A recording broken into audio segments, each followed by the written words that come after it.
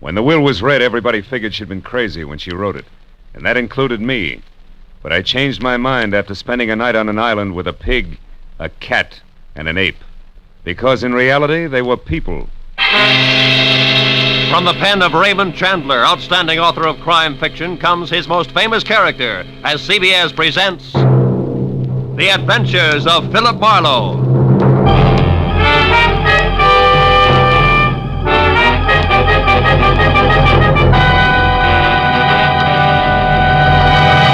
And now, with Gerald Moore starred as Philip Marlowe, we bring you tonight's unusual story, Where There's a Will. I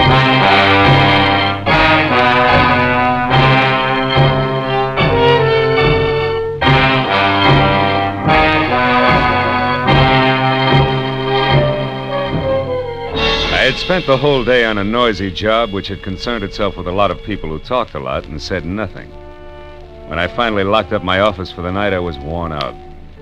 As I drove slowly along the street, I was glad to be heading for home and a little peace and quiet. At least that's what I thought. But when I pulled up for a full stop sign, only a half a block from my apartment, something happened which brought my little dream of peace and quiet to an end. The car door opposite me flew open and something mighty excited jumped in. I'm being followed. Drive on, please. The law? No, please drive on. Okay, lady, get a good grip on the upholstery.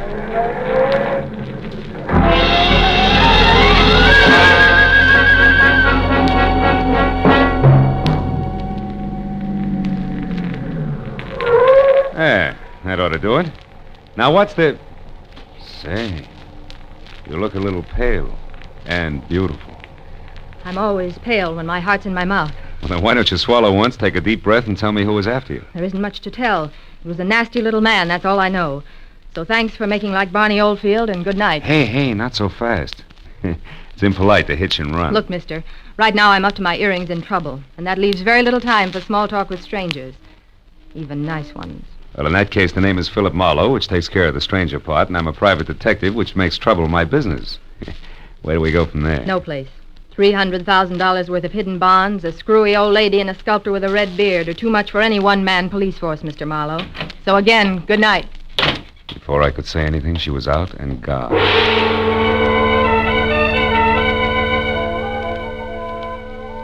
There was only the heady scent of taboo in the air, and the memory of a gorgeous profile with jet black hair and pale blue eyes.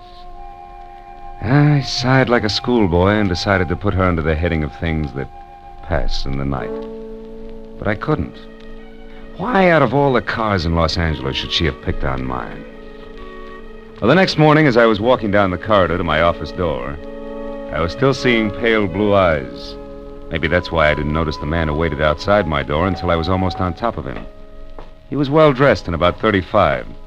He looked like a man who had forgotten how to smile. Marlowe. Right. I want to compliment you on your behavior last night, Mr. Marlowe. Barbara told me about it. Oh? Come on in, Mr. Shields. Edward Shields. Would you be interested in aiding 3 people in a search for more than $250,000 in negotiable bonds? 1% of which will be yours if the bonds are found? Being a fairly fast man with figures, yes, I would. Splendid. I'd like a few details. Well, Mr. Marlowe, my aunt, Bernice Mayhew Shaw, died, leaving her entire fortune to charity, with the exception of the bonds I mentioned. Those are to be divided equally among 3 of us, the sole heirs, if we find them within 24 hours. That sounds like something you dream about after a midnight snack of pizza and pig's knuckles. Perhaps, but you didn't know my aunt. Beside myself, the beneficiaries are Barbara Haynes, the girl you met last night. She was Aunt Bernice's personal secretary. And another nephew, Harlan Crane, who, at the moment, happens to be a sculptor. Happens to be? 6 months ago, he was a sailor. Before that, a writer, without even a rejection slip to his name.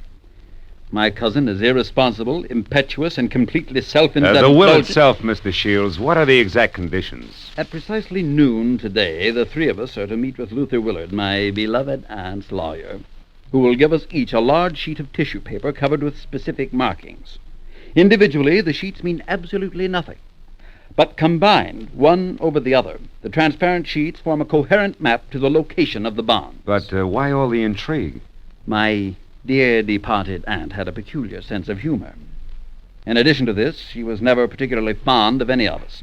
She was sure that our individual shortcomings would make cooperation among us impossible, even for so short a period as 24 hours. And the fact that a man followed Miss Haynes last night convinced you that there was something to that, huh? Convince me? No, he may have been nothing but a purse-snatcher. Nevertheless, I do feel that to play safe, a fourth party, a custodian of the map, so to speak, would be advisable. That's fine. When do I go to work, Mr. Shields? At noon, at the lawyer's office. However, I regret that first you must be approved by the third heir. I don't like to ask this, Mr. Marlowe, but would you mind very much calling on my cousin, Allan, personally? Not at all. As a matter of fact, I think he might prove very interesting. Yes, I'm sure he will. As interesting as an ape in the zoo.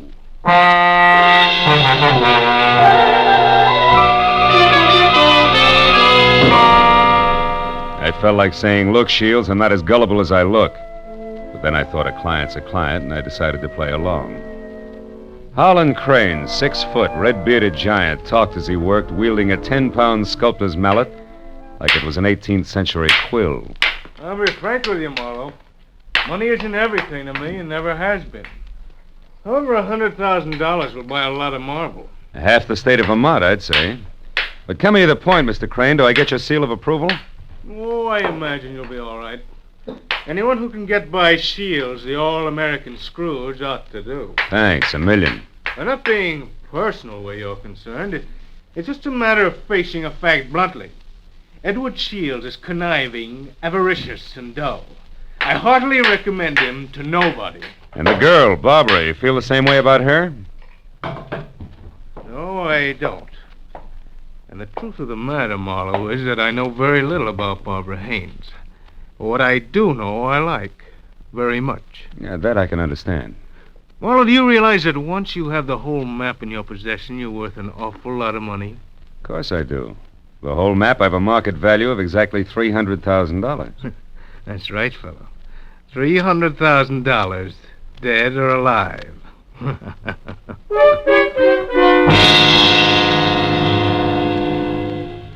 I know it was small of me, but I didn't exactly see the joke. And things got less funny as time went on. Later, as me and my trio got off the elevator at the lawyer's office, old Luther Willard, Aunt Bernice's attorney, was waiting for us, so excited he could hardly talk. I've been held up. What? Yes, a little man. He wanted the map. Little man, dark complexion? Yes. Had a scar on the side of his neck. Are the maps all right? The maps? Oh, yes, they're all right. Now, wait a minute, everybody. Give him a chance. Mr. Willard, tell us exactly what happened. This is Mr. Marlowe. We told you about him, Mr. Willard. Of course, yes. Come into my office. You see, I was putting some papers into my safe when this little man stepped up behind me and demanded the maps. Were they in the safe? No, thank heavens. Make yourselves comfortable. The please. maps, Mr. Willard. Where are they now? Well, right here, where they were all the time. Here under the blotter on my desk. Clever of me, wasn't it? Wax seals, still intact. I'll take all 3 of them right now, Mr. Willard. That is, if there are no objections. All right, then I guess we can be on our way. Hold on, Mr. Marlowe. There are still 2 things you people must know. First, in the event the bonds are not recovered within the 24 hours, I am instructed to open another sealed envelope, which I am happy to report is kept in my bank vault. That envelope contains a complete and simplified map and is to be turned over to a designated charity. And second, if any of you die before the allotted time is up, the bonds are to be divided among the surviving persons. And if none of us survives, Mr. Willard? Why, in that case, the bonds again go to charity. You see, Harlan, your aunt was a very generous woman.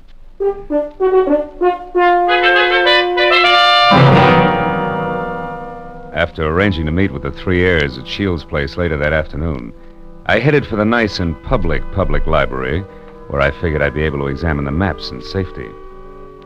By placing the 3 maps exactly one over the other, I saw that the bonds were hidden on the larger of 2 squares of land called Twin Islands, which were the personal property of the late Bernice Mayhew Shaw, and located in Indian Lake in the San Bernardino Mountains. As I left the library with the 3 maps in my pocket, I felt like a well-fed mallard on the opening day of hunting season. And then I knew I was being followed. As I slipped into a doorway and turned, I saw it was the nasty little man with the scar. All right, you. We're through playing tag. Oh, let me go. Ooh. Not yet, Shorty. Not until you talk loud and clear. No, don't hit me, please. Please hit me down. I'll tell you everything. All right. If you're sure you can get it all straight the first time. There. Now the whole story, beginning, middle, and end. Yeah, like you say, whole story. Okay. Starts like this. By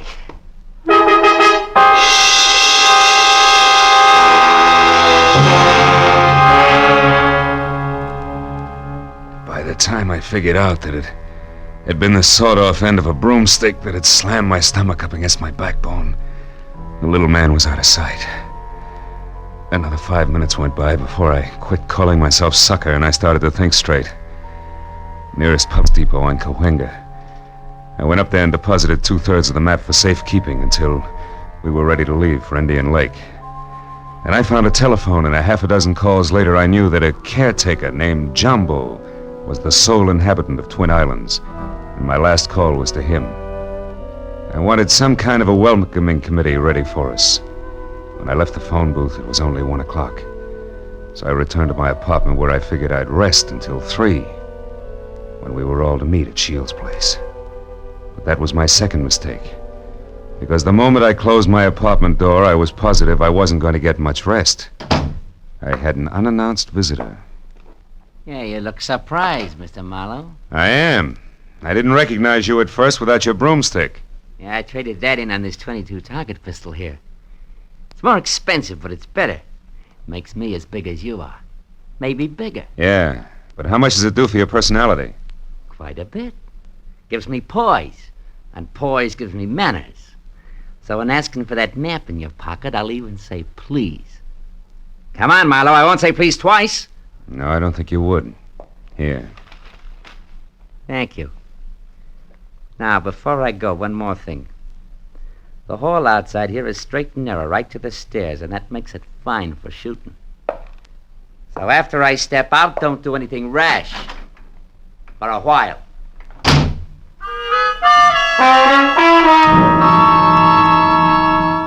So, loving life as I do, I didn't do anything rash for a while. In fact, I could have whipped up a nice 7-minute frosting before I moved at all. Then I phoned the 3 heirs to get together at my apartment. And when I finally had them all seated in front of me, I related the saga of the little man, including my premonition that one of the 3 present was signing his paychecks. Of course, I got nothing but Cupid-doll innocence out of any of them. So after adding that we'd get underway just as soon as the missing 1/3 of the map was returned to me, I threw my trench coat over my arm and told them I was going for a walk. But before leaving them, I reminded them that whoever was behind the little man could fire him, because I would never have kept all 3 maps in one place anyway, unless all of the heirs were on hand to watch one another. And then I left. I hadn't walked more than a half a block up Franklin when I stopped at the sound of Barbara running after me. Phil, I'm scared. Harlan and Shields are acting like a couple of wild men, calling each other every name under the sun. What'd you expect? Chit-chat about the weather? Now quit acting like a bobby soxer within squealing distance of Sinatra and try a cigarette. It'll calm your... Well, what is it, Phil? Why are you smiling like that? What's wrong? Nothing's wrong, Barbara, nothing. It's just that I found this in the pocket of my trench coat when I went for my cigarettes. It's the map. That's right. The missing 3rd. It's back already.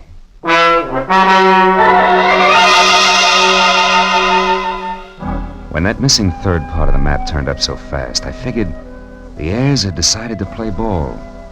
But I made a mental note to keep my eyes on them anyway. At 3 o'clock, I went to Edward Shields' hillside house in Laurel Canyon for the scheduled meeting. Shields wasn't home yet, but Cousin Harlan was there, admiring the view. Barbara showed up a few minutes later in a convertible, and Shields arrived last by cab. It finally began to look as though we might actually start out all together. Well, I see we all arrived, safe and sound. Yeah. Disappointed? Only by your clumsy attempts at humor, Harlan. Stop it, boys. Let's get started. Phil, have you looked at the map? Where are we going? To Indian Lake. It's a 4-hour drive, so if you're all ready, I suggest we get started. Very well. I'll go up to the garage and get the car. So Aunt Bernice hid the bonds in a roost at Twin Islands, eh? Well.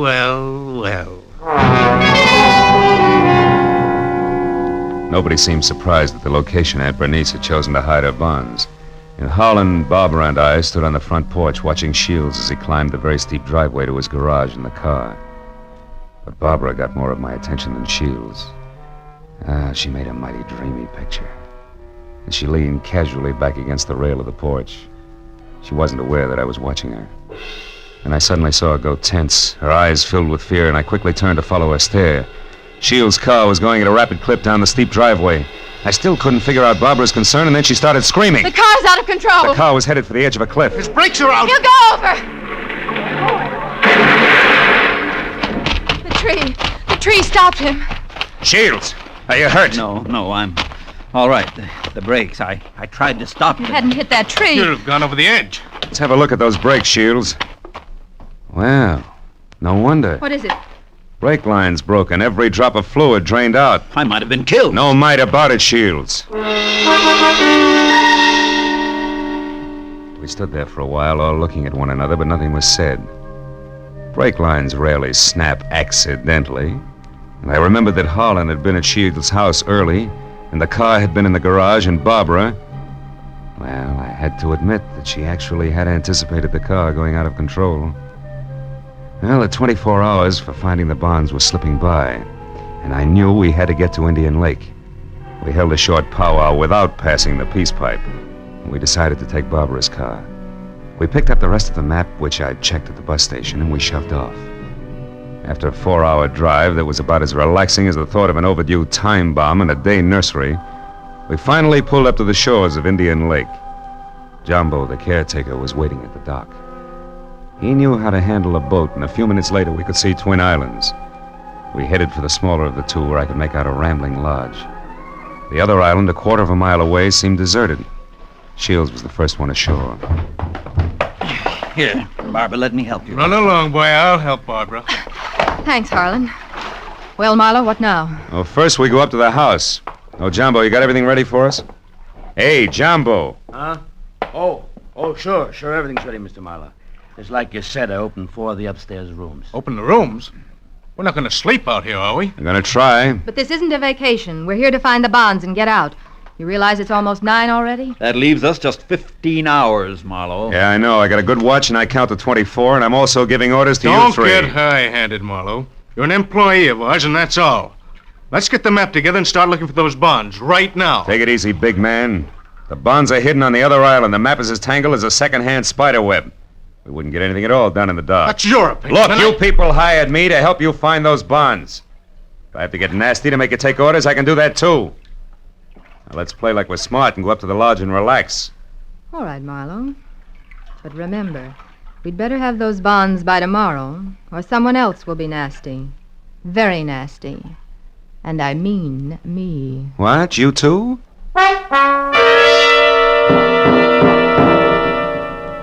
Getting the 3 heirs settled down at dinner table was quite a chore. And when I was sure they'd keep an eye on each other, I slipped outside. I hid 1/3 of the map in a drain pipe. Then I went upstairs to my room, and I hid another third in the window shade. Now, the maps were settled, and I began to think about other things, like the accident to Shields' car. There were too many accidents and coincidences to suit me. So I decided to drop in on Cousin Holland's room to see what I could see. Well, after 15 fruitless minutes, I was about to leave when something in the wastebasket caught my eye. The corner of a half-hidden handkerchief monogrammed H.C. I had just picked it up when I saw Jumbo standing in the open door. That handkerchief there in your hand. That blood on it? No, it looks more like brake fluid. And in this case, it's practically the same thing, huh? I think we'll leave it right here in the wastebasket, Jumbo. Oh, did you want something? Just wanted to say I'll be in my own place out back if you want me. Okay. You know where Mr. Shields is? He's out in the veranda. Alone? Yeah? Thanks, Jumbo. If I need anything, I'll call you. Good night.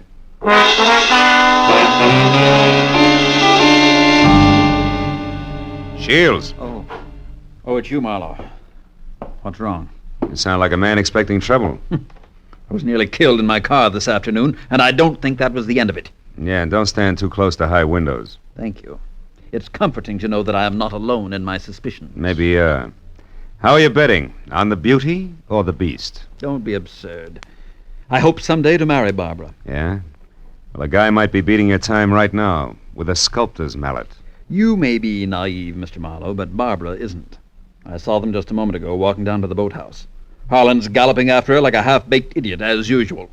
But if Miss Haynes prefers me, what can he do about it? There was an answer for that, but it seemed a little obvious under the circumstances. Well, a few minutes later, Shields went inside, and I made a beeline for the boathouse to water down a certain hot-headed sculptor named Harlan. When I got within earshot, I knew I'd be as welcome as whooping cough at a glassblower's convention. So I stopped and listened. Barbara, darling, I'm falling in love with you. You know that, don't you? Let me hold you close. Harlan, Oh, Harlan. This is real, Barbara. For the first time in my life, I'm truly in love. I want to do things for you, make you happy. Please wait. I'm not completely free. There are still ties with Edward, you know. Shields. That fat, stingy Babbitt. He's no man for you. Why, if he so much as touches you from now on up... Wait a minute, Barbara. Marlowe, you cheap snooping eavesdropper. Eavesdropping's a minor vice compared to some of the shenanigans going on around here. Just what do you mean by that? A word to the wise is sufficient. You, I'll give a few more. Now, somebody's trying to cut our little triangle down to two sides before noon tomorrow. What I've seen so far I don't like, so I'm warning everybody. Just what are you accusing me of? Why, Harlan, stop it. Don't be a fool. Will you cavemen control yourselves until those bonds are found? Come on, Harlan, let's go in. Good night, Marlowe. Don't get your head caught in any transoms.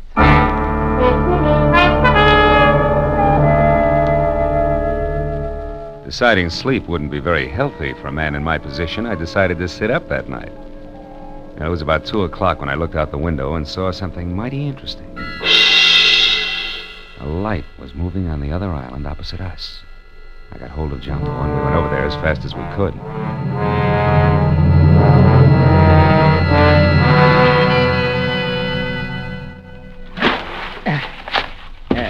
We're beach.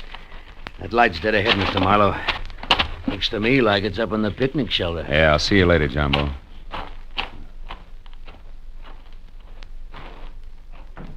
Who's there? Guess who?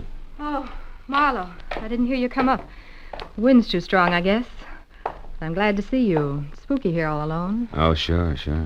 What's the idea? Decide to do a little freelance prospecting? No, that's right. Bernice Mayhew loved this spot, and I had a hunch she hid the bonds here in the base of this table. Well, I guess I was wrong. Oh, come on, Marlowe, limber up. You can't blame me for trying. Listen, beautiful, don't flap your eyelashes at me. I can't see anything but double crosses right now. All right, if you've had your fun, let's go back to the lodge, Don't be that way, Phil. Phil, the sun will be coming up in 2 or 3 hours. Why not wait for it here with me? Barbara, baby, don't burn up too many calories with that routine. Because I only keep 1/3 of the map on me. You think you're so smart. Bright ideas hatch in that cute little brain of yours, too. Now let's... Oh, comes the gun with a pearl handle, no less. Stay away from me, Marlowe. Over there. Hey, what's going on here, anyway? Jumbo! Look out, Jumbo! Jumbo stepped into the light and Barbara turned. I made a swipe at her gun hand that knocked pistol, purse, and lamp all over the picnic shelter. I found the gun and gave it to Jumbo. Then I started to pick up an assortment of knickknacks that had spilled out of her purse. But I never finished, because one of the items made my eyes pop. It was the monogrammed handkerchief covered with brake fluid that I'd found in Harlan's room. It all made sense now. It tied up everything that I'd suspected right along. Only 2 of my trio had planned to split up the $300,000 worth of bonds from the first. As I ran for the motor launch, I yelled at Jumbo to bring Barbara over in the rowboat. All the way back, I had the panicky feeling that I was probably too late. But when I sneaked in the front door of the lodge, there were still 2 voices, and they came from the open kitchen door. With my hand on my gun, I edged along the wall and peeked in. Shields, you're a fool. Perhaps. But I'm going to kill you and have a perfect case of self-defense. What are you talking about? Your hopelessly framed cousin, Harlan. I ruined the brakes on my own car. I planted your handkerchief, stained with brake fluid, in your room. Marlowe found it. He's convinced that you tried to kill me. He's also convinced that he was brought into this whole thing by coincidence. He doesn't know that he was deliberately involved in our search for the bonds, just so he'd make a reputable witness. You're out of your mind. Not at all. I'm going to kill you and say it was self-defense. Marlowe will testify that you tried to kill me before. What Marlowe's going to do is blow your head off if you don't drop that gun, Shields. Marlowe. Yeah, Marlowe. Who knows he wasn't brought into this thing by coincidence, but who stuck around to see the fireworks and who almost saw them just now. Bill, what's happened? Barbara, couldn't you hold Marlowe on the other island? You Shut up, Shields! Barbara's little mistake was that she should have gotten rid of Holland's handkerchief after she took it out of his room so he wouldn't see it. Barbara, I don't understand. You planned all this with Shields against me? Well, I did in the beginning, Harlan, but I changed my mind when I fell in love with you. I let Marlowe find the handkerchief in my purse. I wanted him to stop Edward. Oh, darling, don't you see... Come on, Miss Bankhead. Cut the dramatics. The show's over. Let's have it straight, huh? All right. We might as well if we're going to find those bonds before it's too late. Edward and I did plan it. We even hired the little man who tried to get the maps from you. And when that didn't work, you planned to get rid of Holland and split the $300,000. So we failed. So what? We're right back where we started. 100,000 apiece. Now let's go find those bonds. Not so fast, beautiful. What happened to Holland just now was a little more serious than a hot foot. It was attempted murder. He can slap you two in the jug this minute if he wants to. But I'll leave it up to him. Okay, Holland, what do you say? It's your move. No. I've got a better idea. Marlowe, 1/3 of that map is mine. Give it to me. Okay. There it is. Harlan, what are you going to do? Harlan, no. Don't burn it. There. Now we all lose. Now none of us will get the bonds. That's probably how Aunt Bernice wanted it anyway.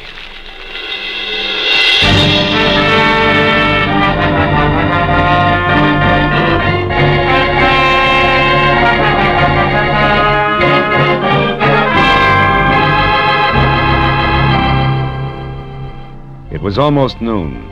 I was standing on the veranda of the lodge, and a scrawny old crow was perched up on the roof. I saw Barbara and Shields quietly pull away in a boat with Jumbo, and I saw Holland lumbering off to the far end of the island to sulk. And as I watched the three of them, I couldn't help thinking. A pig in a pinstriped suit, an ape with a red beard, and an alley cat in nylon. Yeah. Keep laughing, Aunt Bernice. You were right. Greed, treachery, and rashness don't mix, even for 24 hours. And the 1% of the bonds I was to get? Well, that's my contribution to charity. Who knows? Maybe I can take it off my income tax.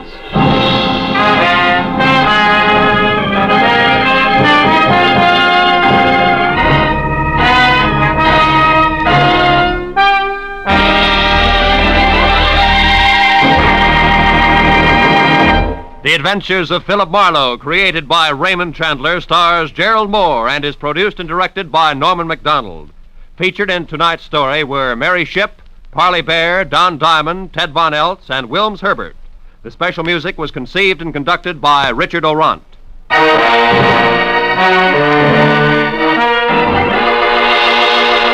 Be sure to be with us again next week when Philip Marlowe says... When I got the crisp $50 bill in advance, I figured my client had a heart of gold. But after I was beat up, double-crossed, and shot at, I realized just how hard a heart of gold could be.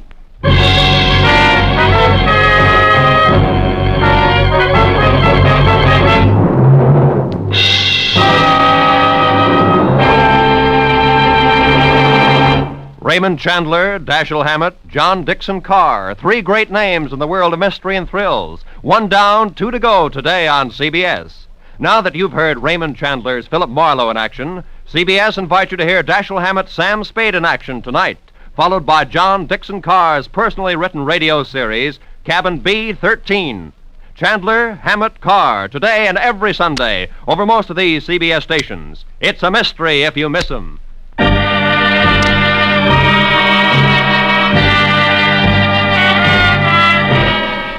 Roy Rowan speaking for CBS, the Columbia Broadcasting System.